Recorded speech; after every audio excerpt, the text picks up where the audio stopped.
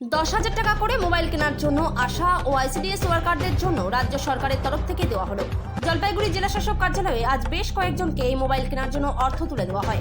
এদিনের এই অনুষ্ঠানে জলপাইগুড়ি পাতকাটা কলোনি সাব সেন্টারের আশা দিদিরাও উপস্থিত ছিলেন।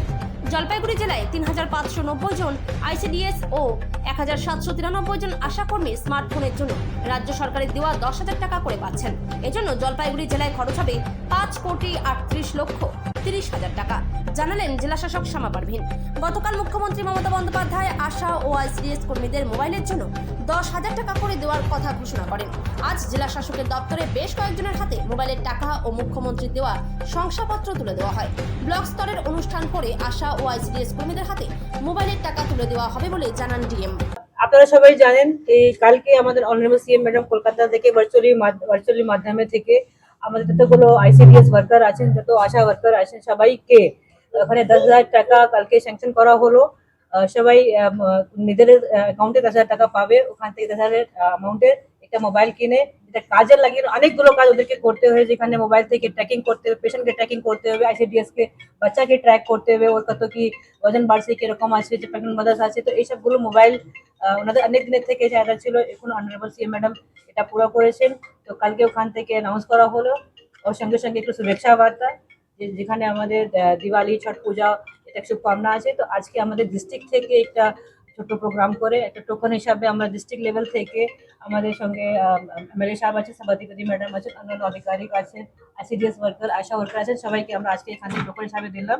এরপরে ব্লক লেভেলে আমাদের ছোট টোকন প্রোগ্রাম করে আমরা সবাইকে এটা দেওয়া হবে। জেলায় 3590 আমাদের আইসিডিএস ওয়ার্কার আছে ও 1793 আশা, সব মিলে আমাদের 5,38,30,000 টাকা আমাদের এখানে ঢুকেছে। ধন্যবাদ। দিদি যেটা বলে সেটা করে। এবার যে ওরা দাবি ছিল আশাকর্মী এবং অঙ্গনওয়াড়ি কর্মীদের, তাদের অনেক কাজ করতে হয় এবং ওদের সেই ফোন ব্যাপারে ফোন হলে ওরা কাজকর্ম করতে ওদের সুবিধা হবে, এটা ওদের ডিমান্ড ছিল। এবং দিদি সবার কথা শোনেন, এটাও শুনেছেন এবং দাবি পূরণ করেছেন।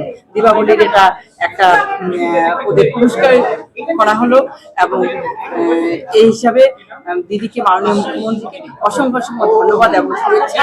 দিদি সবার কথা শোনেন এবং করেনও, দিদি যা বলেন তাই করেন, তার প্রমাণ। কর্মী একজন, আমরা আমাদের কর্মীদের তরফ থেকে মাননীয় মুখ্যমন্ত্রীকে অনেক অনেক শুভেচ্ছা জ্ঞাপন, যে উনি আমাদের জন্য এত ভেবেছেন, যে আজকে আমাদের মোবাইলটা দেওয়ার জন্য আমরা খুব উপকৃত হয়েছি এবং আগামী দিনে আমাদের কাজ করার জন্য আরো সুবিধা করে দিলেন। আমরা যেটাই অসুবিধায় ভুগছিলাম সেটার আজকে আমাদের সেটা সমাধান হলো।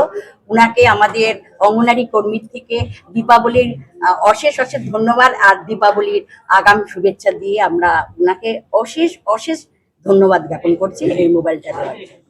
Thank you. এই অবস্থায় যে স্টেজ এসছে তাতে প্রত্যেক আশাই কিন্তু মোবাইলে সরব, এবং যার জন্যে তাদের খুব প্রয়োজন।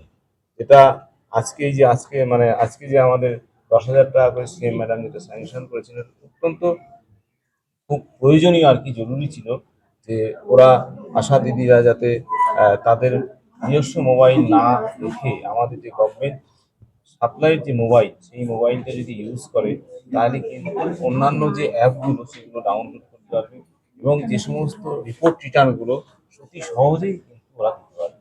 তা না হলে এই মোবাইল যদি মানে সেপারেট মোবাইল না থাকে তাহলে কিন্তু কাজ করা এখনকার দিনে খুব অসুবিধা, যার জন্য এটা অত্যন্ত প্রয়োজনীয় ছিল এবং সেটা ইন্টারনেটের ব্যবহার থাকছে, হ্যাঁ সবই থাকছে। ওটা না থাকলে কি করে পোর্টাল করবে? আমাদের জেলাতে অনেক জায়গায় প্রত্যন্ত এরিয়া রয়েছে, সেই জায়গায় কি একটু সমস্যা হতে পারে বলে মনে করেন?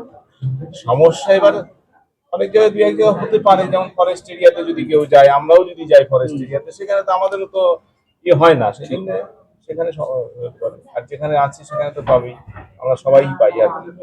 হ্যাঁ, সেই জন্য এটা অত্যন্ত ভালো একটা জিনিস হলো, ভালো একটা জিনিস হলো যেটা আমাদের কি বলে দেওয়ালির একটা গিফট বলা যায়।